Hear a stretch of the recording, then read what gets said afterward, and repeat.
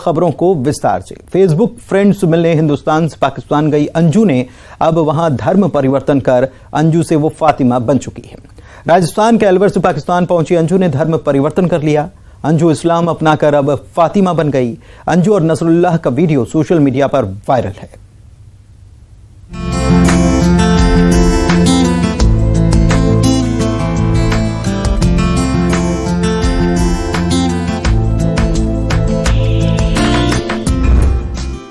सरहद पार मोहब्बत का इजहार, अंजू अब बन गई फातिमा। नसरुल्लाह से अंजू का निकाह, अंजू का निकाहनामा आया सामने।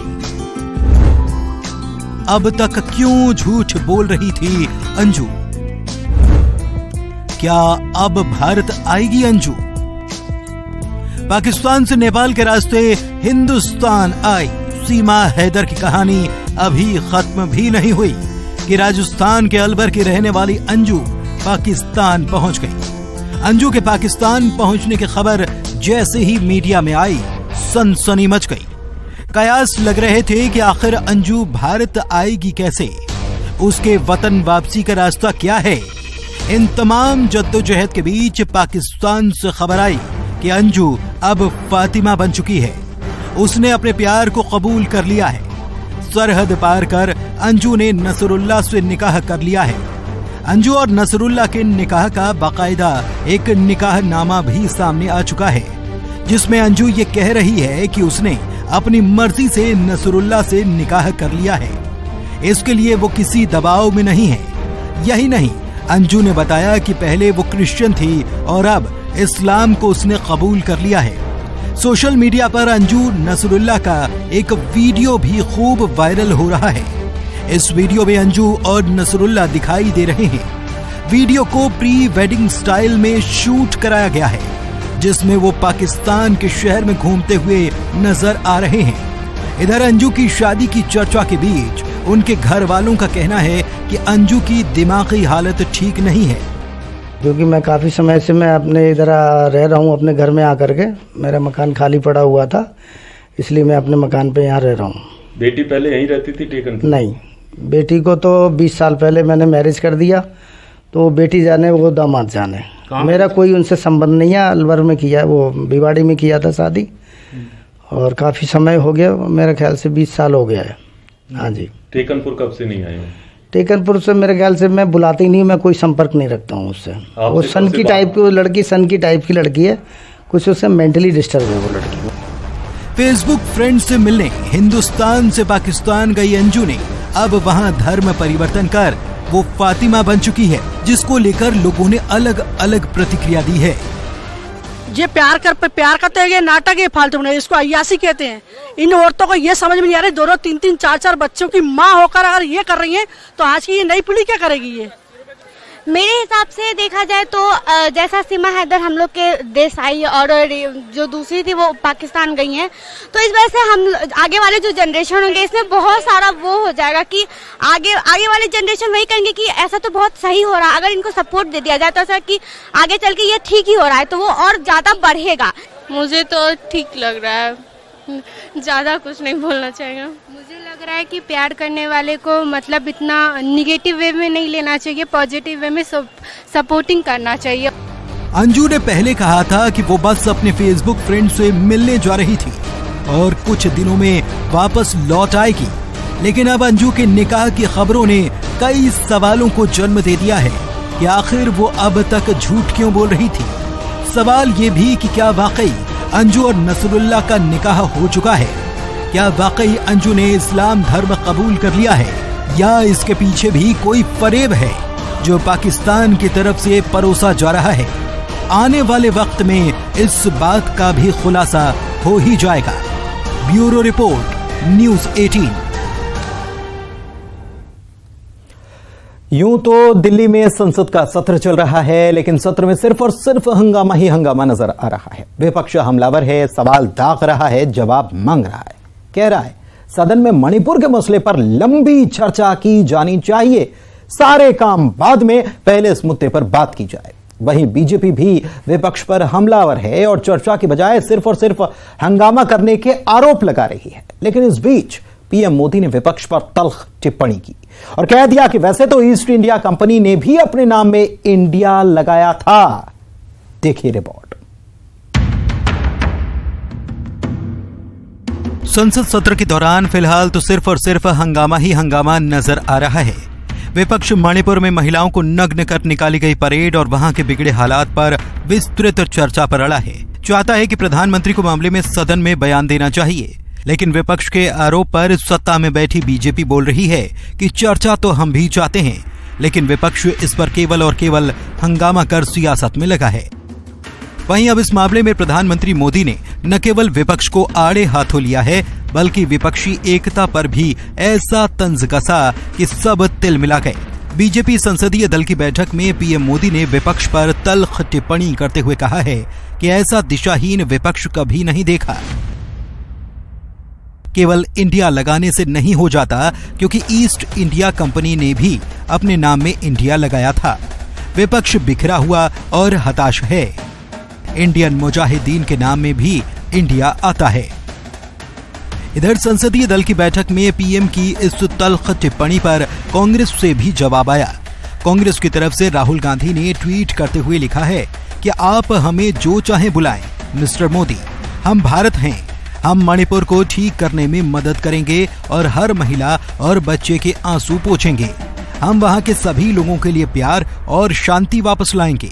हम मणिपुर में भारत के विचार का पुनर्निर्माण करेंगे। इस मामले पर बीजेपी सांसदों ने भी कांग्रेस और अन्य विपक्षी दलों को घेरना शुरू कर दिया है। आइए सुनाते हैं आपको बीजेपी सांसदों के बयान। अंग्रेज यदि आए तो ईस्ट इंडिया कंपनी के तौर पर आए। 1885 में यदि कांग्रेस पार्टी का गठन हुआ, अंग्रेजों ने किया है, वही हुम ने किया, सबको पता है, तो वो भी इंडियन नेशनल कांग्रेस ही है।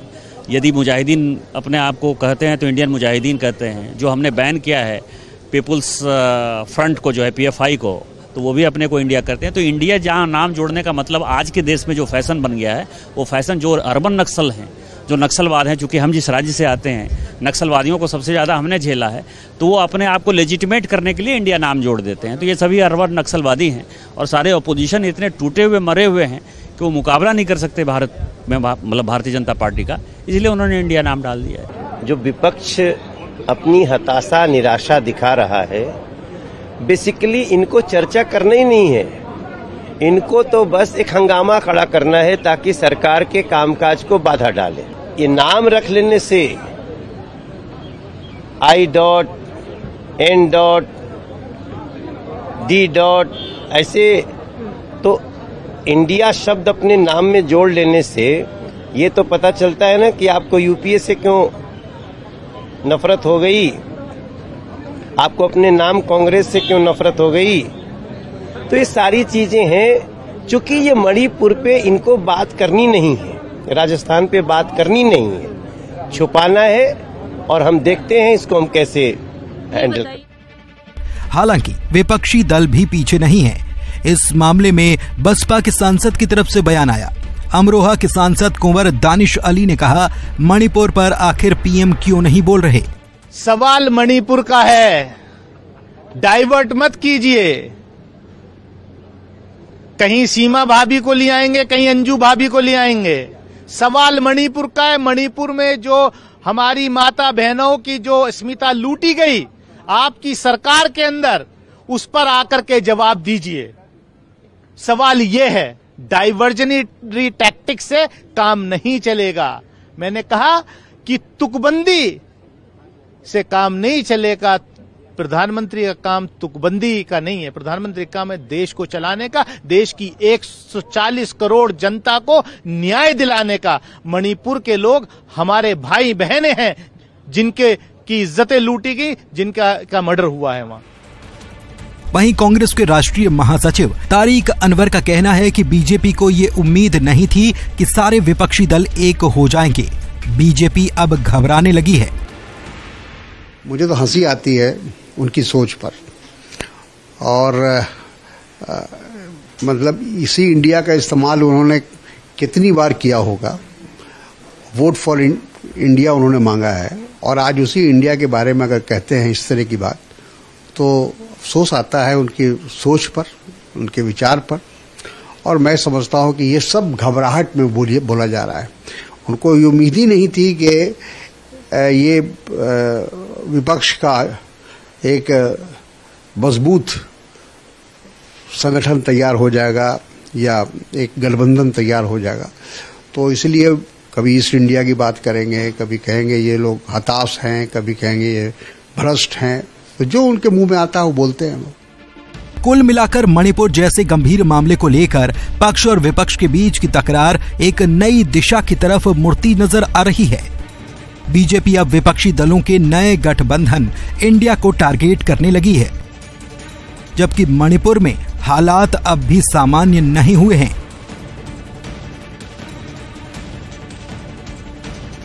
Bureau report, news 18 Madhya Pradesh, Chhattisgarh. चुनाव के करीब आते ही सियासी दलों के बीच मुद्दों पर रस्साकशी आम बात है। भ्रष्टाचार के आरोप से लेकर कानून व्यवस्था तक के बुरे हाल पर हमने आपने प्रत्यारोप आरोप सब सुने, आपको बताए भी। लेकिन एमपी में तो आला नेताओं के दौरे को लेकर ही बीजेपी और कांग्रेस आमने सामने आ गए। कैसे, देखिए इस रिपोर्ट को।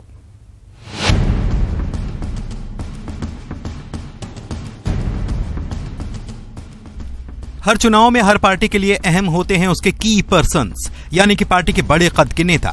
और चुनाव में अपने पक्ष में माहौल तैयार करने के लिए मध्य प्रदेश में भी राजनीतिक दल अपने अपने नेताओं के दौरे करा रहे हैं। लेकिन यहां तो इसी दौरे पर सियासत नजर आने लगी है। दरअसल 13 अगस्त को प्रधानमंत्री नरेंद्र मोदी का एमपी दौरा है। वे सागर आएंगे और यहां पर संत रविदास के विशालकाय मंदिर के लिए भूमि पूजन करेंगे। जाहिर है पूरी कवायद के पीछे वोट बैंक को साधने का लक्ष्य है, लेकिन उनके दौरे का असर वोटर पर पड़ने से पहले कांग्रेस पर पड़ गया। यही वजह है कि कांग्रेस ने अपने अध्यक्ष मल्लिकार्जुन खड़गे के सागर दौरे को स्थगित कर दिया। कांग्रेस कह रही है कि खड़गे का कार्यक्रम पार्टी ने पहले तय किया था, लेकिन अब उनके कार्यक्रम के कुछ समय पहले ही चूंकि पीएम सागर आ रहे हैं, तो सभी गाड़ियां और वाहन पहले से बुक हो चुके होंगे, जिससे कांग्रेस के कार्यक्रम पर असर पड़ेगा। इतना ही नहीं, कांग्रेस को यह भी लग रहा है कि बीजेपी ने जानबूझकर कांग्रेस के कार्यक्रम को कमजोर करने के लिए ये सब किया। कि 12 को उसी जगह इस देश का प्रधानमंत्री आ रहा है, नरेंद्र मोदी साहब। सारे साधन ऑक्यूपाई कर लेगी बीजेपी, सारी बसें, जीवें, गाड़ियां, टेंट, हर चीज बीजेपी ऑक्यूपाई कर लेगी, कब्जा कर लेगी। 13 तारीख को हमें कोई साधन मिलेंगे नहीं। तो ये फेल करने का एक जो नजरिया है, उसे हम सफल नहीं होने देंगे। इधर कांग्रेस के आरोप पर बीजेपी ने जवाब दिया। आशीष अग्रवाल कहते हैं कि पीएम मोदी का कार्यक्रम किसी के कार्यक्रम को छोटा करने के लिए नहीं है। उनका प्रोग्राम पहले से तय था, लेकिन कांग्रेस सिर्फ राजनीतिक रोटियां सेकने में लगी है। मोदी जी का कार्यक्रम किसी के कार्यक्रम को छोटा करने के लिए थोड़ी, मोदी जी तो स्वयं जहां खड़े हो जाते हैं वहां से लाइन प्रारंभ होती है। दूसरी बात, इसे खड़गे जी का डर कहें या उनका दोहरा चरित्र, ये उनको ही जवाब देना चाहिए। मोदी जी का कार्यक्रम 12 तारीख को संत रविदास जी की स्मृति में 100 करोड़ का मंदिर निर्माण का था। और जिस वर्ग, जिस समाज के लिए कल तक खड़गे जी ट्वीट कर रहे थे, अपनी चिंता जाहिर कर रहे थे, आज उसके सम्मान की जब बात आई तो अपने कार्यक्रम को एक दिन पहले करना था या कैंसिल करना था, ये बताता है कांग्रेसियों का और खड़गे जी का जो सम्मान है, जो चिंता है, वो सिर्फ राजनीतिक रोटियां सेकना है, इससे अधिक और कुछ नहीं। बहरहाल चुनावी माहौल में जनता को अपने पाले में करने के लिए दोनों दल जुटे हैं, लेकिन मुद्दों से इतर दौरे को लेकर ही कांग्रेस के आरोप सूबे में नई तरह की सियासत के बतौर नजर आते हैं। फिलहाल कांग्रेस ने खड़गे का कार्यक्रम स्थगित किया, लेकिन उसका यह भी कहना है कि जल्द ही दौरे को लेकर नया प्लान बन जाएगा और नई तारीख पर बुंदेलखंड में ही मल्लिकार्जुन खड़गे चुनाव प्रचार करेंगे। भोपाल से न्यूज़ 18 के लिए अनुराग श्रीवास्तव की रिपोर्ट। विधानसभा चुनाव से पहले छत्तीसगढ़ का सियासी तापमान तेजी से चढ़ता जा रहा है। सियासी दल न सिर्फ चुनावी रणनीति को धार देने में लगे हैं, बल्कि एक दूसरे को घेरने के लिए आरोप प्रत्यारोप का दौर भी तेज हो गया है। गोबर खरीदी में भ्रष्टाचार का आरोप लगाने के बाद बीजेपी ने कांग्रेस सरकार पर राम वन गमन पथ में करप्शन का आरोप लगाया, लेकिन कांग्रेस ने तो बीजेपी पर राम विरोधी होने का आरोप लगाया।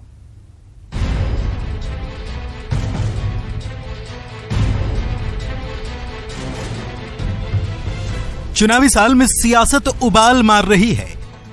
छत्तीसगढ़ में विधानसभा चुनाव का रण सज चुका है और सियासी योद्धाओं ने भी मोर्चा संभाल लिया है। रणनीति को धार दी जा रही है। सियासी तर्कश में आरोप प्रत्यारोप के तीर भरे जा रहे हैं। एक दूसरे को फंसाने के लिए चुनावी चक्रव्यूह बनाने की कवायद भी तेज है। बात कांग्रेस की करें तो रायपुर में सीएम हाउस में चुनाव समितियों के गठन को लेकर अहम बैठक हुई है। कांग्रेस के नए प्रदेश अध्यक्ष दीपक बैज का दावा है कि चुनाव के लिए उनकी फौज तैयार है, जबकि सूबे में बीजेपी के पास नेतृत्व तक नहीं है। देखिए, भारतीय जनता पार्टी और सेंट्रल नेतृत्व का पूरा फोकस 2024 के लिए है। जब से हमारी नई इंडिया बना है, बेंगलुरु में जो गठन हुआ है, उसके बाद से सेंट्रल नेतृत्व बुरी तरह से डरी हुई है और विधानसभा कम लोकसभा में फोकस कर रही है। लेकिन इस समय जब लोकसभा विधानसभा चुनाव के बाद जब लोकसभा होगा तो पूरे देश में जो इंडिया से संबंधित जो पूरे हमारे पास 25 दलों की जो नेतृत्व रहेगा वो लगभग 65% है। तो इससे मोदी सरकार डरी हुई है। इसलिए वो चाह रहे हैं कि छत्तीसगढ़ में दिल्ली से नेतृत्व करें, लेकिन हमारे यहां छत्तीसगढ़िया वाद चलेगा, बाहर का नेतृत्व नहीं चलेगा। उधर संभावना है कि अगस्त में पीएम मोदी फिर छत्तीसगढ़ आ सकते हैं। रायगढ़ और नगरनार में पीएम मोदी सभा कर सकते हैं। एक तरफ जहां बीजेपी के केंद्रीय नेतृत्व ने छत्तीसगढ़ में प्रचार की कमान संभाल रखी है, वहीं सूबे के नेतृत्व ने कांग्रेस सरकार पर आरोपों के तीर की बौछार कर दी है। गोबर खरीदी में करप्शन का आरोप लगाने के बाद अब बीजेपी ने राम के नाम पर भ्रष्टाचार के आरोप लगा दिए हैं। पूर्व मंत्री अजय चंद्राकर ने राम वन गमन पथ में करोड़ों की गड़बड़ी के आरोप लगाए हैं। पहला राज्य है जो राम के नाम पर भ्रष्टाचार को बढ़ावा देता है, भ्रष्टाचार करती है राम के नाम पर। एक उदाहरण मैं आप सबको बता देता हूं। 2022 में शिवरी नारायण में आयोजित राम वन गमन पर्यटन परिपथ के अंतर्गत हुए विकास कार्यों का लोकार्पण समारोह इस नाम से एक कार्यक्रम आयोजित हुआ। उसमें जो खर्च आया वो 4,69,55,273 रुपये था। मेरे ख्याल से किसी कार्यक्रम में देश भर में इतनी राशि उद्घाटन समारोह में व्यय की गई, ये सबसे ज्यादा होने का एक उदाहरण है। तो 4,69,55,273 रुपये उद्घाटन के किन किन कार्यक्रमों में विषयों में व्यय हुए, ये कांग्रेस की भ्रष्ट सरकार को बताना चाहिए। ऐसा खुला भ्रष्टाचार हमने कभी नहीं देखा, राम के नाम पर तो बिल्कुल नहीं देखा। और राम भगवान के नाम पर जो भ्रष्टाचार कर रहे हैं उनको एक दिन जेल जरूर जाना पड़ेगा। कांग्रेस के पास जवाब भी तैयार है। पार्टी ने बीजेपी पर बड़ा पलटवार किया है।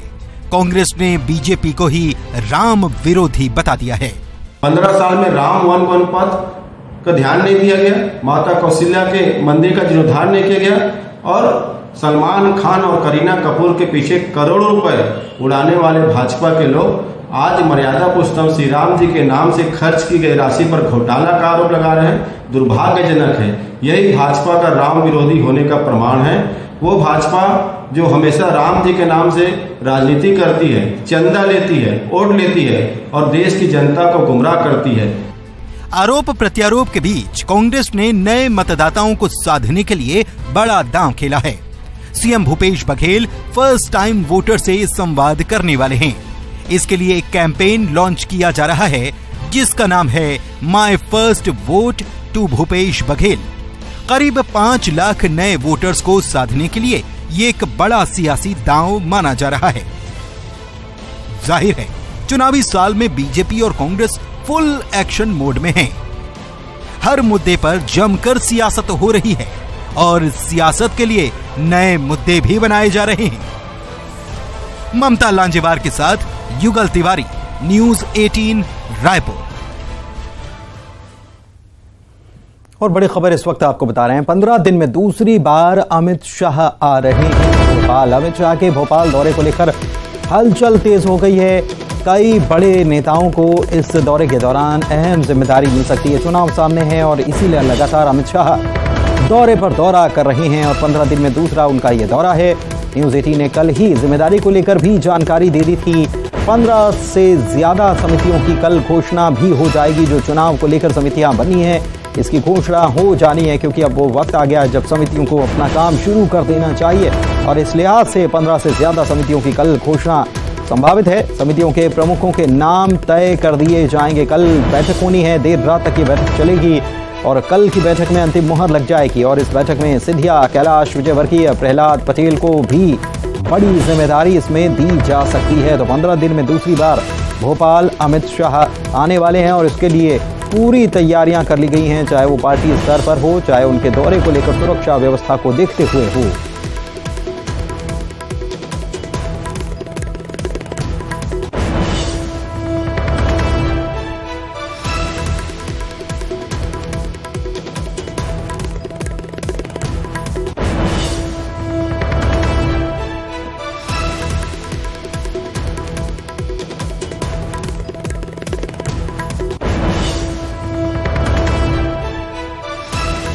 तो ये बड़ी खबर, 15 दिन में दूसरी बार भोपाल अमित शाह आने वाले। न्यूज़ 18 ने कल इस जिम्मेदारी को लेकर जानकारी दे दी थी।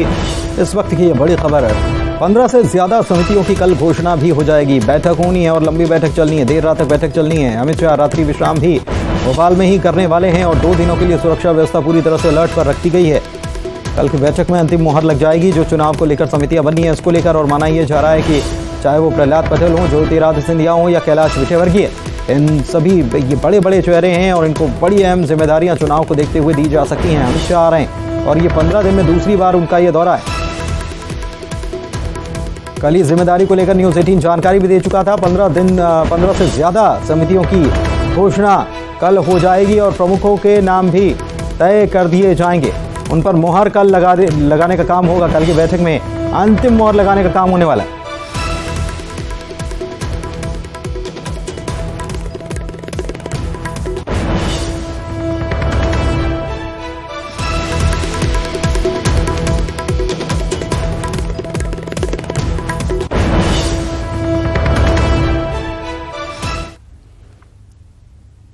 और आइए अब आपको एक ऐसी महिला से मिलवाते हैं जो पुरुषों को सिक्योरिटी कवर देने का काम करती हैं। सही सुन रहे हैं आप, ये हैं गुरुग्राम में वीना गुप्ता।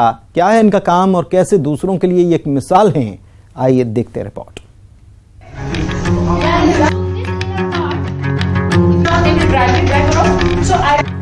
आपने और हमने अक्सर पुरुषों को किसी सेलिब्रिटी का बाउंसर देखा है, क्योंकि पुरुष प्रधान समाज में सबसे बड़ा सवाल यही होता है कि कोई पुरुष महिला सिक्योरिटी ऑफिसर की सुरक्षा क्यों लेगा, जबकि इस प्रोफेशन में पुरुषों की भरमार है। ऐसे में ये काम महिलाओं के लिए और बड़ी चुनौती बन जाता है। लेकिन फिर भी आज महिलाएं किसी भी क्षेत्रों में पुरुषों से पीछे नहीं है। तभी तो हम आज आपको एक ऐसी महिला के बारे में बता रहे हैं जिन्होंने बदलते समाज की नब्ज को पहचानते हुए खुद को बदला और अब दूसरी महिलाओं को भी मुख्य धारा से जोड़ रही हैं। 47 साल की वीना गुप्ता पेशे से सिक्योरिटी प्रोटेक्शन ऑफिसर हैं और महिलाओं को सेल्फ डिफेंस की ट्रेनिंग भी मुफ्त में देती हैं। सवाल ये था कि मेल डोमिनेटेड प्रोफेशन में वीना आई कैसे, तो इसका जवाब है एक छेड़छाड़ की घटना, जिसके चलते वो आज इस मुकाम पर है। उनके साथ 2007 में ईव टीजिंग हुई, जिसके बाद वीना ने खुद बॉडीगार्ड बनने का फैसला किया। तब वे अपनी बेटी के साथ थी। सवाल उनके साथ बेटी की सुरक्षा का भी था। और पीछे से कोई आपके आ रहा है बाइकर, तो आपकी चेन ले जा सकता है, आपका बैग खींच के ले जा सकता है। तो आपको सड़क को क्रॉस करके उल्टे हाथ पे चलना है, उल्टी साइड ऑफ द रोड चलना है। मतलब जहां से आप वॉक कर रहे हैं आपको ट्रैफिक अपनी तरफ देखे। तो पहला टिप ये है। दूसरा, जब भी आप कैब में बैठते हैं तो कैब में बैठते हैं मोस्ट ऑफ द पीपल वो ये बोलते हैं कि हम लोकेशन शेयर कर देते हैं, और मैं ये बोलती हूँ कि लोकेशन आप लाउडली शेयर करें। मतलब आपने लोकेशन शेयर करने के बाद किसी को कॉल करना है और कॉल करके बोलना है कि मैंने आपको लोकेशन शेयर कर दी, ताकि ड्राइवर को ये मालूम हो कि उसकी लोकेशन शेयर कर दी गई है। तो ये 2 बहुत इंपॉर्टेंट फैक्ट हैं। और जब भी आप बहुत कमज़ोर स्थिति में होते हैं, पर्सनल रीज़न से, ऑफिशियल रीज़न से, अपनी वीकता को किसी के सामने प्रतीत ना करें और शेयर ना करें, किसी अनजाने व्यक्ति से शेयर ना करें, क्योंकि हो सकता है वो आपके वीक मोमेंट्स का फ़ायदा उठाए। चौथी बात, जब भी आप बाहर कहीं जाते हैं, ड्रिंक्स के लिए जाते हैं फॉर एग्जांपल, या किसी पार्टी में जाते हैं, तो पहली बात तो आप अपनी ड्रिंक्स खुद कैरी करें।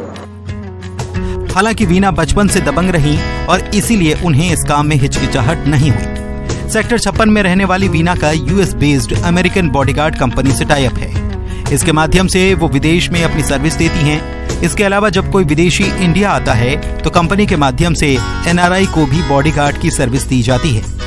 जब आप बॉडीगार्ड बनते हो तो एज ए फीमेल आप आदमी को प्रोटेक्ट कर रहे थे, क्योंकि मेरा प्रोफाइल ही आदमियों को प्रोटेक्ट करना था। अब मैं फीमेल किसी आदमी को प्रोटेक्ट कर रही हूँ तो ये सोसाइटी को हजम नहीं हुआ। तीसरा, रात को ही आप जा रहे हो बाहर, क्योंकि खतरा नॉर्मली लोगों को लगता है कि बाहर जब जाना है तो रात को ज़्यादा खतरा है, तो उसमें हर तरह की प्रोफाइल थी।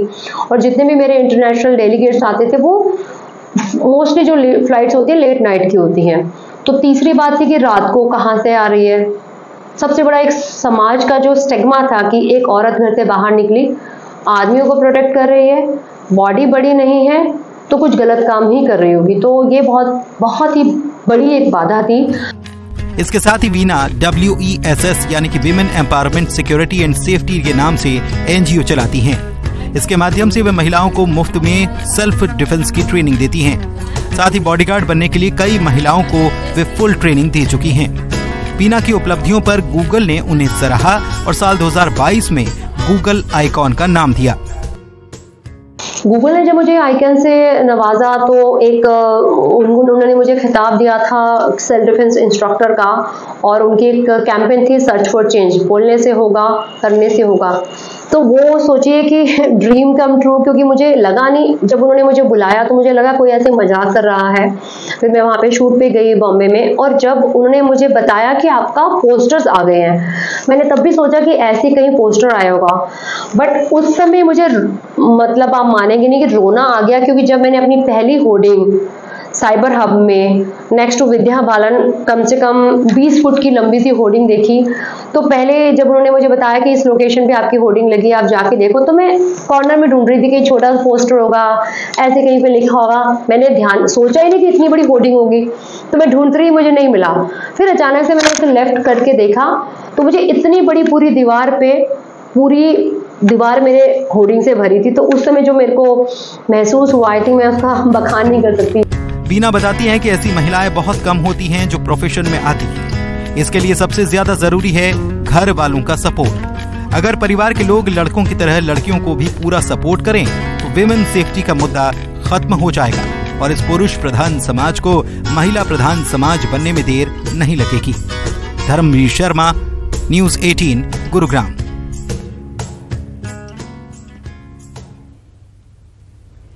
और इसी के साथ इस बुलेटिन में फिलहाल इतना ही। मुझे दीजिए इजाजत, लेकिन न्यूज़ 18 मध्य प्रदेश छत्तीसगढ़ पर खबरों का सिलसिला जारी है।